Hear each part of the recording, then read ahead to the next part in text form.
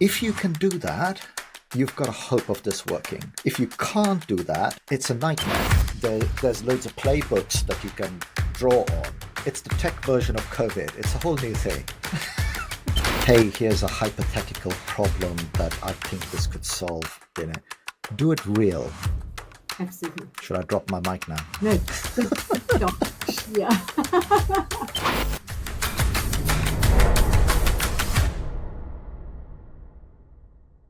Welcome back to Raw AI Solutions, the podcast where we explore how business leaders are navigating the fast-paced world of AI and digital transformation.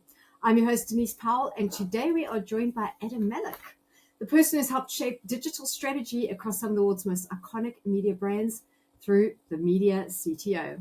Adam, delighted to have you out here with us. Thank you. Thanks for having me. Adam, would you mind kicking us off and just telling the audience a little bit about yourself and your company?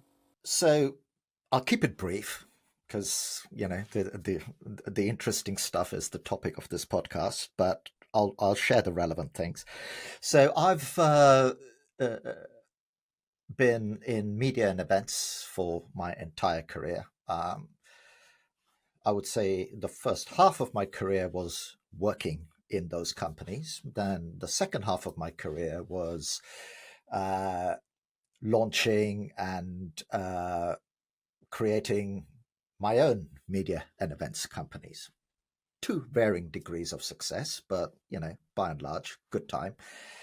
And then I got to a point where I went, I don't want to do this anymore. But what I have always done in all of those businesses, I've always been, apart from being in the sort of leadership roles, I've always been the tech guy, because I'm just wired that way.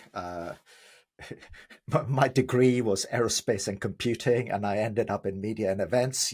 So I think I just by default became the top guy, the tech guy, not the top guy. I may have been the top guy, but it's different.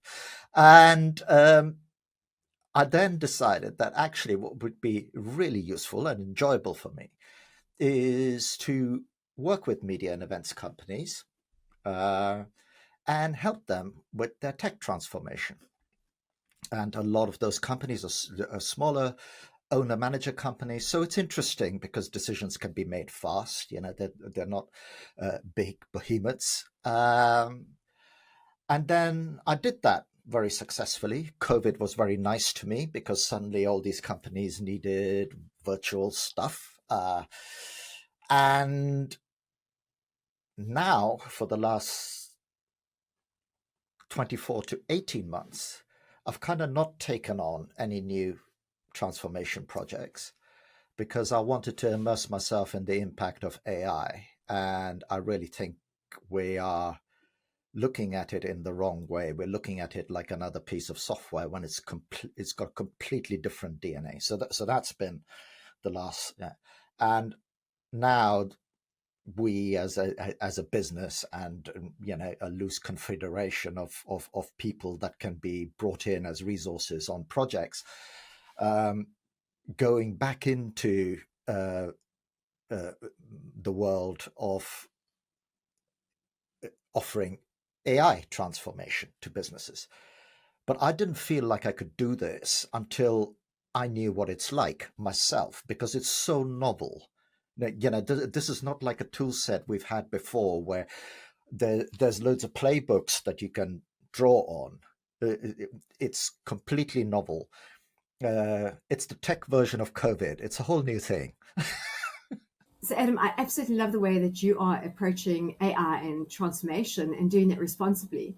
A lot of companies out there, they want to adopt tech, AI. They want all of it all at once, and they don't know where to begin or where to start, or even just opening it up to all employees to say they just use AI, but they don't actually understand the consequence of those decisions. What have you found? How are companies approaching AI? Well, that's a great question. And I think the easy way or the most obvious way is to just turn it on.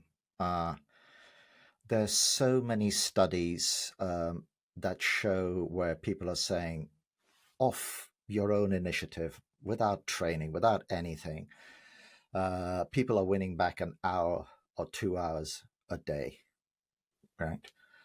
And if you think about that as a business, you're like going, why wouldn't you give your employees a tool that will allow them to win back an hour or two a day by default, by you not doing anything, turning it on, and obviously paying for it, right?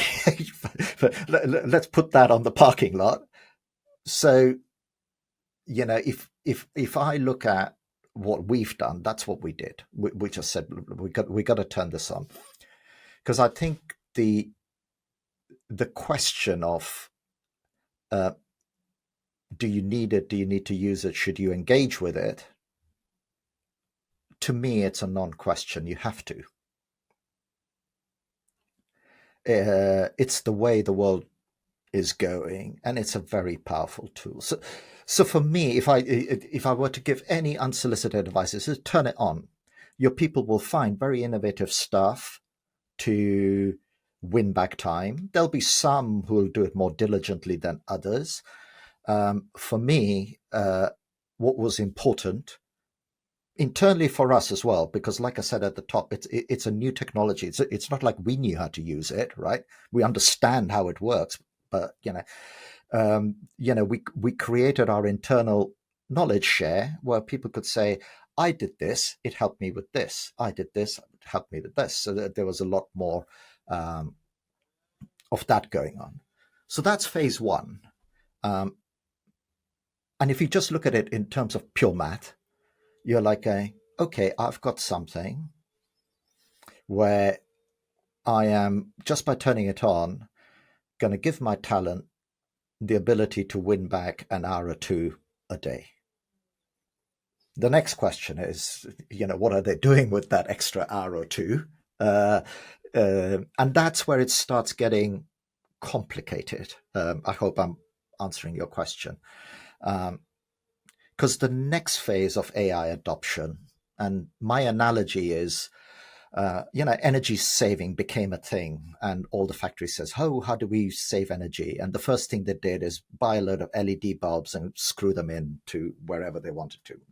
Phase one, and I think what I've described is, the tech version of that. You've just put in all your LED bulbs. You're happy. You've done phase one. The second phase, that is where you. And I've done a lot of business transformation. You have to think about this technology so differently. I still get surprised every day when we're looking at reorganizing all of our own stuff about how different it actually is and how your mindset needs to change. Absolutely. I think that's the key there, the mindset change. The thing when companies implement AI, by switching it on, we need to make sure what information we're putting in there, is that accessible to the public, or are we protecting it by paid instances, as an example, so it sits on a private server. And I think it's that knowledge that needs to come across all organizations so they can understand the consequence of how they're using AI. But it's such an incredible, powerful tool. It is a game changer. You talk to security people, they always say it's the most important thing in the world. And my view is there's always that tension between, do you double down on security, or do you double down on it being useful, right? And the usefulness and the competitive advantage. I'm not saying security isn't as important, but I think it's less of an issue than people make out. I think people make it, and this is my own personal view. I think there were a lot of companies out there that were caught asleep at the wheel for the AI adoption. I think the early announcements of ChatGPT themselves is they were just amazed at how quickly this was adopted. It's the quickest adoption ever of any app. 2.5 days to 1 million users, unheard of. And And I think there are a lot of businesses out there that are using the security narrative to try and put some brakes on it, right? So that they can wrap their head around what it's doing, even to their own products. Wouldn't it be amazing if every time we implement a transformation, it could be adopted as easily? Oh, 100%. Yeah. But that in itself makes this very unique, right? Yeah. And your point is incredibly valid. In the past, whenever we've tried to introduce something transformative, you've had to have like loads of meetings and say, oh, you really, this is just boom, it's already there. And it's like overnight. Yeah, absolutely. Sure. When you do performance, which performance metrics have you found most misleading when you're doing transformations? Something that looked like progress on paper, but didn't actually really move the business forward. A lot of times, and again, let me contextualize my answer so when people are listening to this, we work with small and medium businesses. This may not be true to larger enterprises, but I think to a degree it is. A lot of times, help with business transformation gets wheeled in when people perceive a problem or they feel like they're missing out by not adopting something. My first job in engagement, even before I take them, is to triage out whether there's a very clear or a clear enough understanding of why you want to do this. I've seen WhatsApp group with sort of small business leaders. People say, hey, I think I need a service desk. Does anyone know a good one? Right? And that's the dumbest question to ask. The real question is, what is broken with my service delivery at the moment? And what does my optimal state, forget about the tech, just verbally articulate what your optimal state looks like.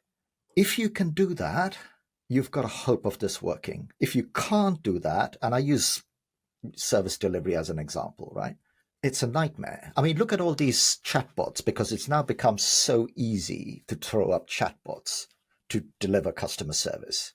They're rubbish because people have just said, we need a chatbot because everybody else has one. There's been no thought as to how well they handle it. There's been no thought as to what the triggers are to hand off to a human, because you and I have both been hammering away at chatbots and you're like going, oh my God, you just don't understand this question. Can I please talk to a human? And in those situations, the fact that you have a chatbot actually has a massive negative impact on your brand perception and your customer perception because you haven't thought it through properly. And that is the hardest bit. And, that is why I devised kind of my own framework to try and have that conversation where you can articulate the problem. With AI, it's even worse because people are just saying, we need AI. You're like, why? Right? I'm not saying that statement isn't true, but you need to know a why. So we need AI because we want to activate it for, let's carry on with the service delivery, because we are drowning in questions that are low level and we feel it can fine. Okay, that's phase one. And I think it's so important to get that. And I don't take any jobs where I feel like I can get to that clarity reasonably quickly, because it's just painful. Absolutely. And I think that's key, because if you don't know the why, how are you ever going to know that what you've achieved? And you can't measure it. Exactly. Unmeasurable. And that is the biggest thing.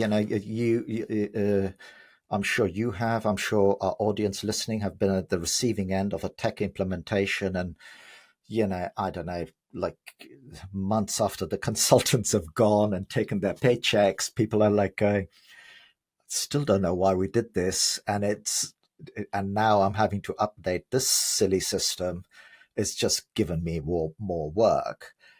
Too many people in this world who say, hey, I do transformation, and they've got all the imagination of a fly trying to deal with a pane of glass. Transformation is about changing processes and improving the outcome for your client. To me, transformation is about leaving a business in a better place and not needing to be called back. If I need to be called back, I've done something wrong.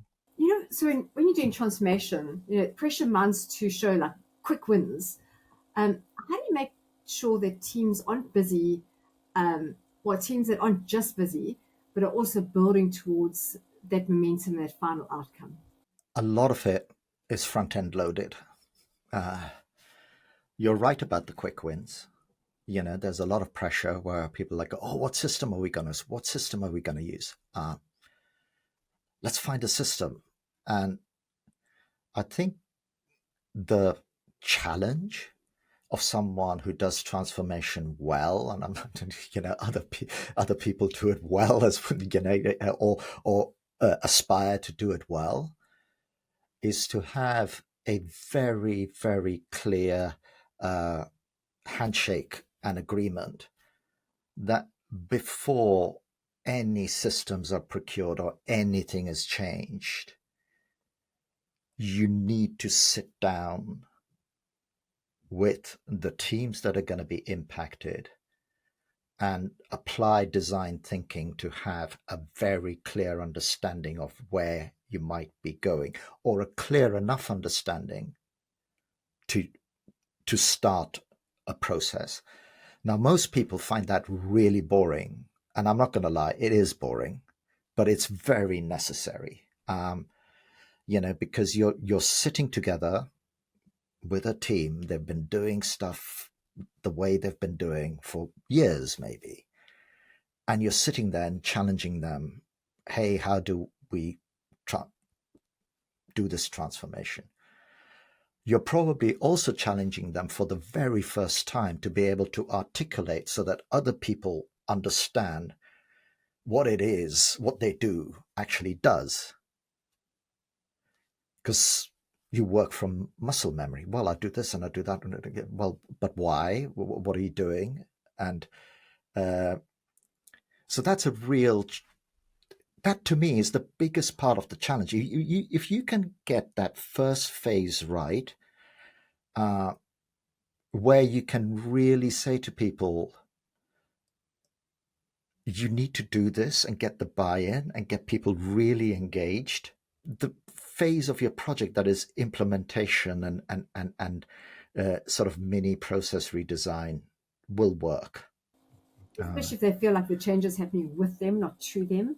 The more that they 100%. include it up front, the more they're going to adopt it down the line. Exactly. That is the worst way of coming in. So how do you evaluate the impact of a new initiative when the ROI isn't immediately visible, especially around areas like brand or content innovation? I believe you can get a monetary value. The framework that I've developed, at some point or the other, some money comes into a business. Let's imagine for a second your content is to help some sponsor get more eyeballs or something like that.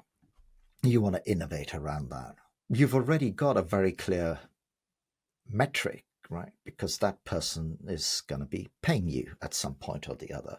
So the end money value of the process is either someone paying you or you totting up the resources you need to produce that content. This podcast, your time, right? I assume you get paid, right? So whatever time it takes for you to do these podcasts and that's the money.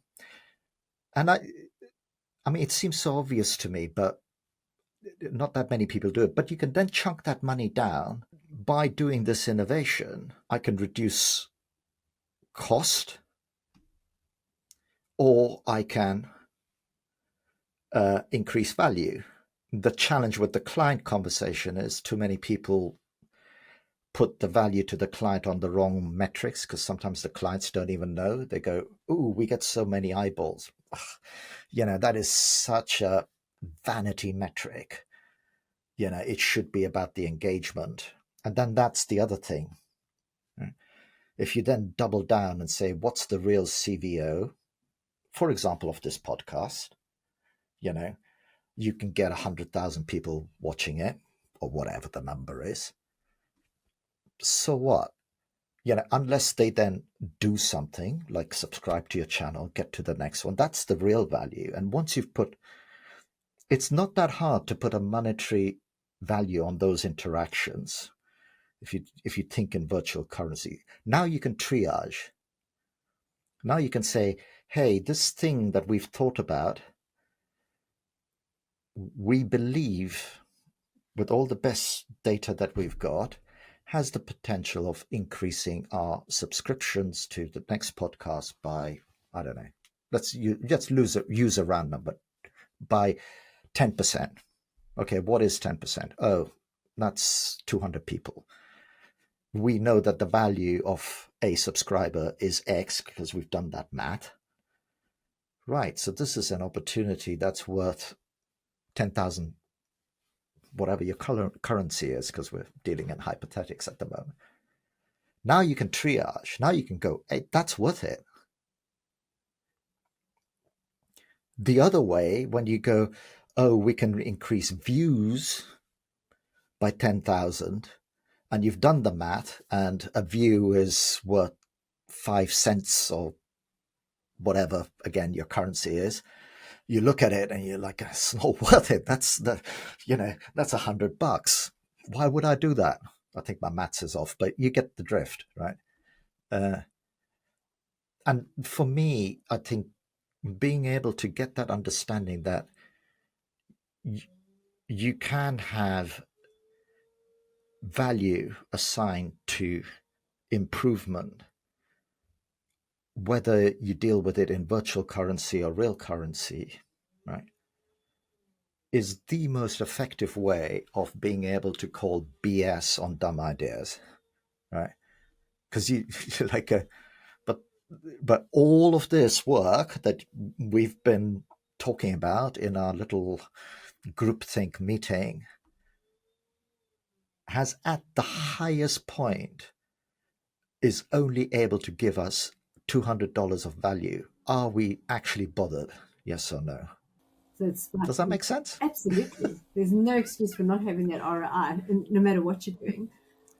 Yeah, and people always think of ROI in too blinkered a way, as in real cash. Turn the time you're going to invest in it into cash, and understand what the time is worth in dollars and cents of any initiative. I think that also includes meetings, because sometimes in a company you'll have meetings with hundreds of people and you just think, if you add up what everyone's getting paid, you think, wow, the value of this meeting, is it worth the outcome? And I think you should measure a lot of things in the organization by monetary value as well. So for us,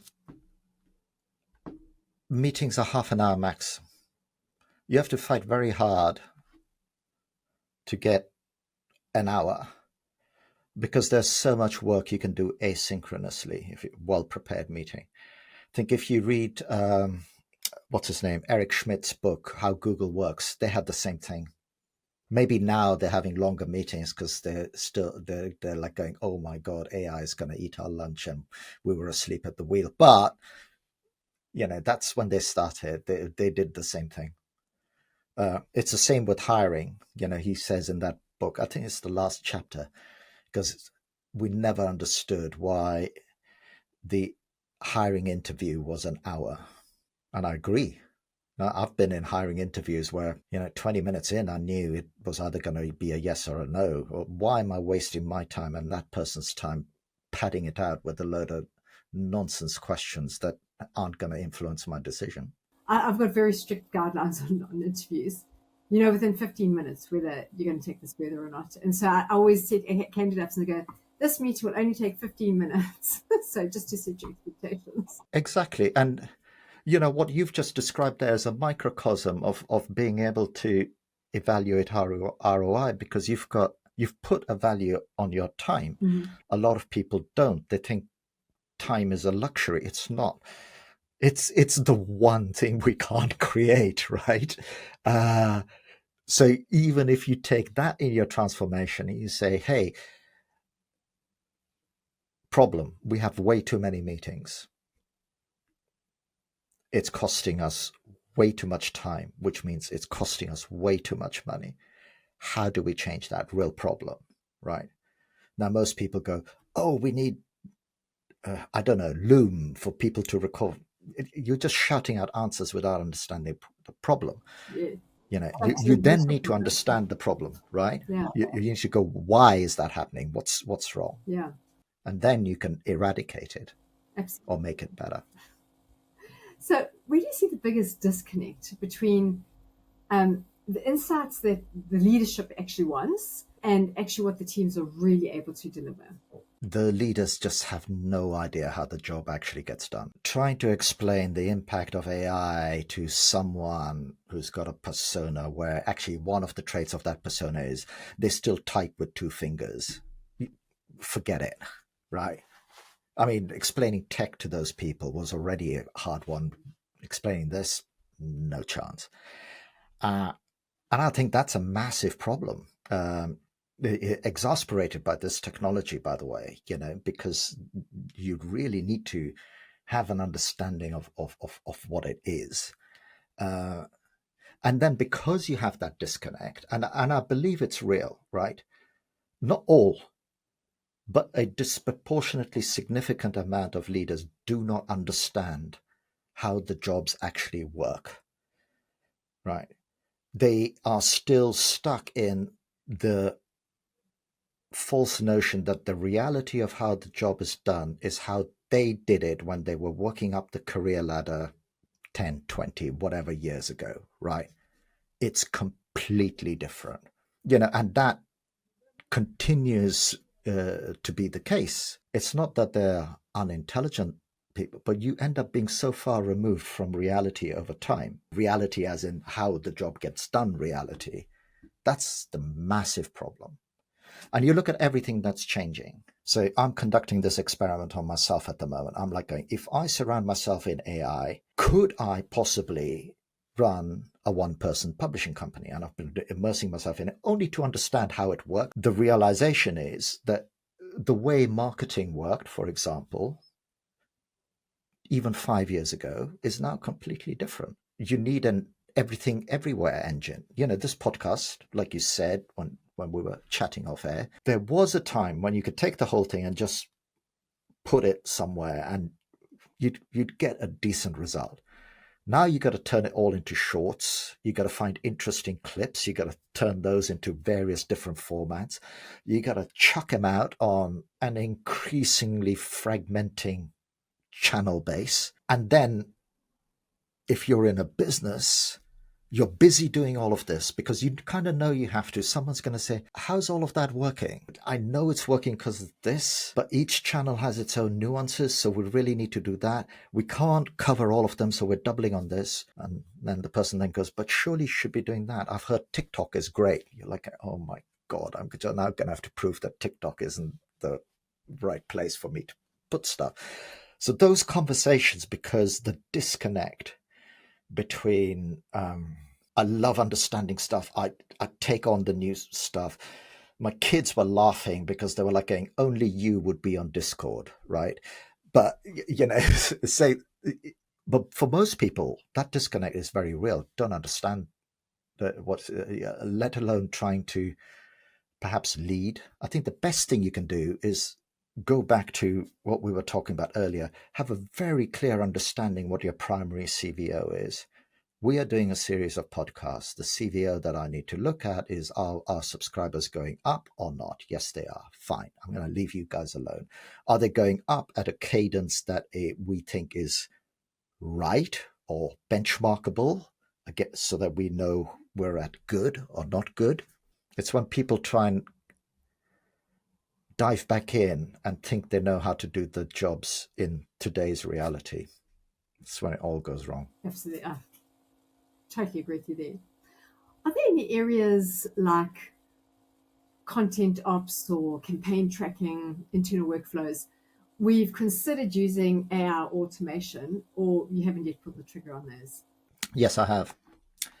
And content is a big one.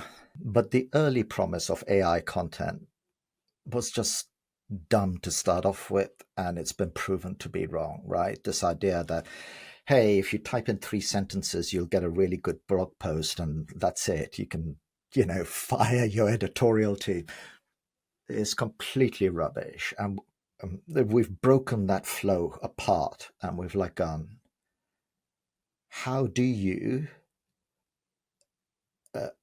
activate AI within the content flow with the, I'm using the term human in the loop approach, right? It's like going, where are people placed to activate their skills in the best way? What is this AI stuff? Where is its best place? Right. So some work in content production. I'm just going to share these examples because they kind of bring the issue to life. Is around categorizing the content. Is this of this type? Is it of that type? What tags do I put in? Da da da da. AI is great for that. Give it to AI. And it's turgidly boring. I have for a very small time in my career, I did that job, and I was like, oh my god, this is the most boring part of my job. I've written this great article, now I have to click all these stupid boxes. So give that to AI. The other part, when you're creating, and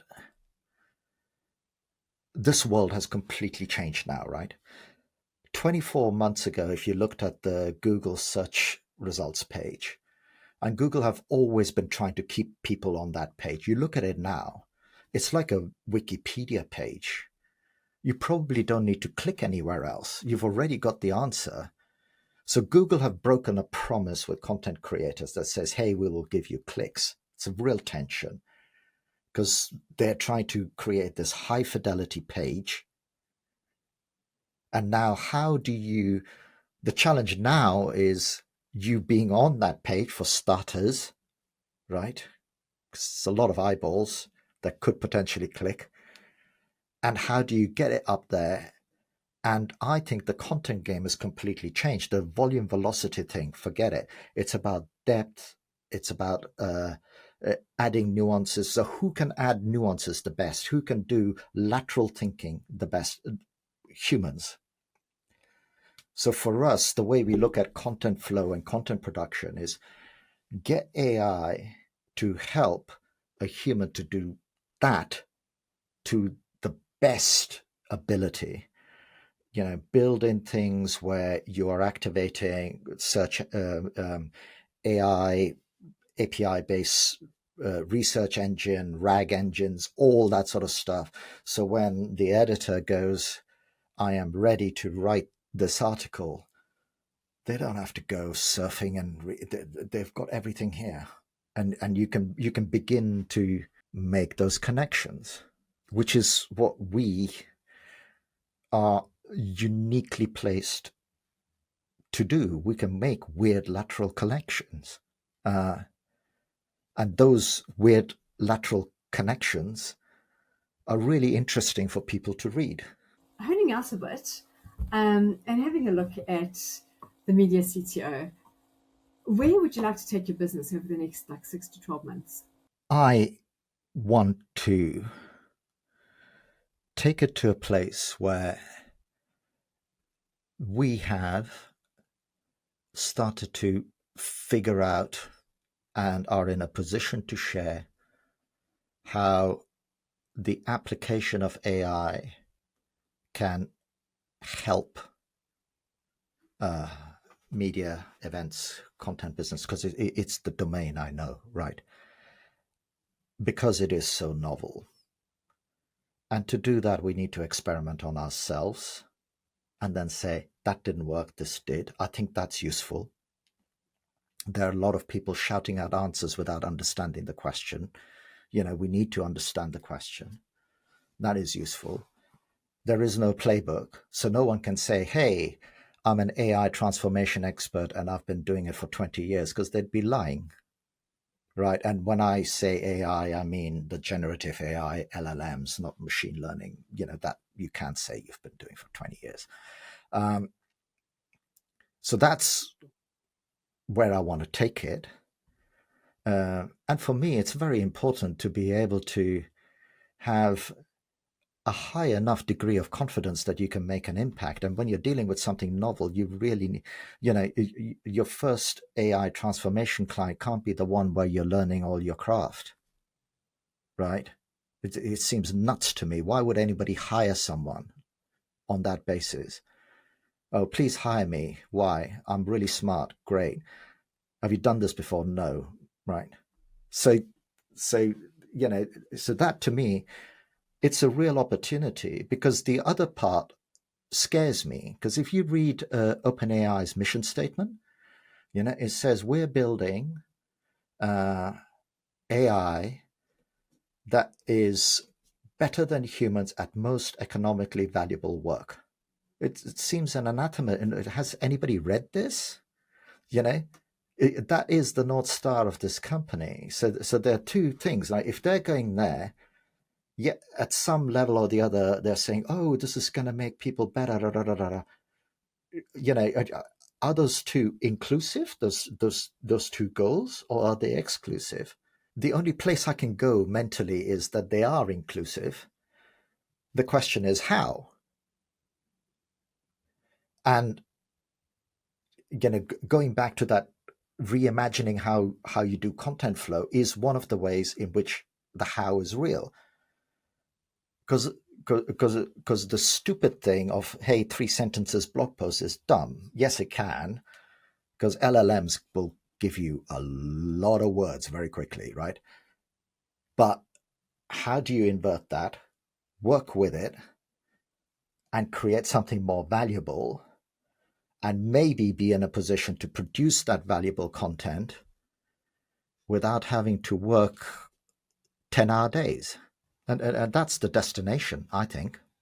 And so, well, And that's super exciting. You wake up in the morning, you're like going, yeah, let's do this. so AI can be amazing, but it does not exclude humans. You absolutely need humans there to validate and check everything that AI is actually putting out. Because I think what's Yeah, and quality of what you get. yeah, exactly. What you're saying is correct, but the other dumb execution I see is that we wake up in the morning, we have a ton of emails, and we go yes, no to something AI has done. Right? That is not my vision for human in the loop. That is stupid. I'm not saying you may not need to do that, but if that is a description of working with AI, I'm not interested. One of the biggest challenges you're seeing in your business right now? Ripping processes apart and putting them together with AI. I'll give you an example of something that happened yesterday, because it's fresh in my mind. In the past, when you created automations and flows, you spent a lot of time mapping data points, right? And making sure your JSON object, and if anybody listening doesn't know what that is, it's basically a packet of data in a very defined, structured way that tells you, let's say, job title is this, name is this, whatever. So that object, right? You spent a lot of time making sure that how one system pushed that object out exactly matches how the other system expects it. That's how I was taught data design. That was the reality of it. I had to completely forget about this, because now you've got the opportunity to put these LLMs in the middle of it, and they are very good at dealing with that problem. Like, hey, I'm going to give you a JSON object. It's got all the information. That system needs it in this way. Now, I'm belittling the problem. The problem was actually more interesting than that. In the past, you'd spent ages mapping those things. Now you can stick a LLM in the middle, and it'll take the input, reshape it, push it into something else. What's the opportunity of that?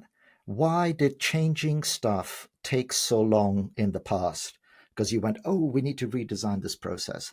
The data guys went, oh, geez, I'm going to have to reconfigure this connector, that connector, that connector. I'm going to have to redo all the mappings, right? The opportunity now is like, actually, if you can build an agentic data flow, you want to wake up in the morning, could do it completely differently, you can.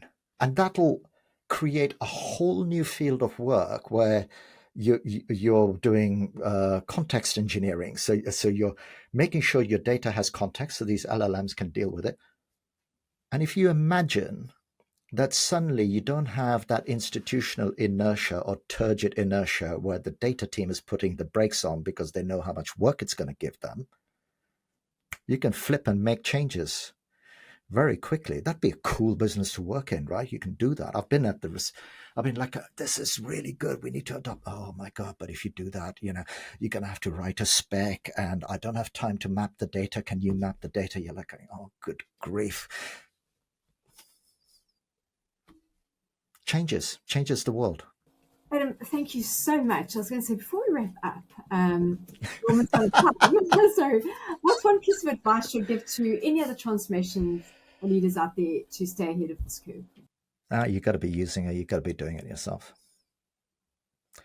You got to challenge yourself to go, how would I transform my operations, my personal operations, the work I do by using AI? Because it's so novel. You can't go and read a book. The books will come, but they ain't there yet. So yeah, do it yourself. And not do it yourself as in, hey, here's a hypothetical problem that I think this could solve. Do it real. Absolutely. Should I drop my mic now? No. Yeah. Well, finally, if listeners would like to know more about the Media CTO and connect with yourself, what's the best place to do that on? Just type in the Media CTO. I think we've done a reasonable job of getting there. The other site where we're just sharing our learning and everything is called Digitizing Events. If you type in my name, I think the foreign minister of Indonesia comes up. So try not to do that. But I'm on LinkedIn, so you can find me there. Excellent. Well, Adam, thank you so much. It was a very, very insightful conversation. Thank you for joining us today. Thank you very much, Denise. Thanks for having me.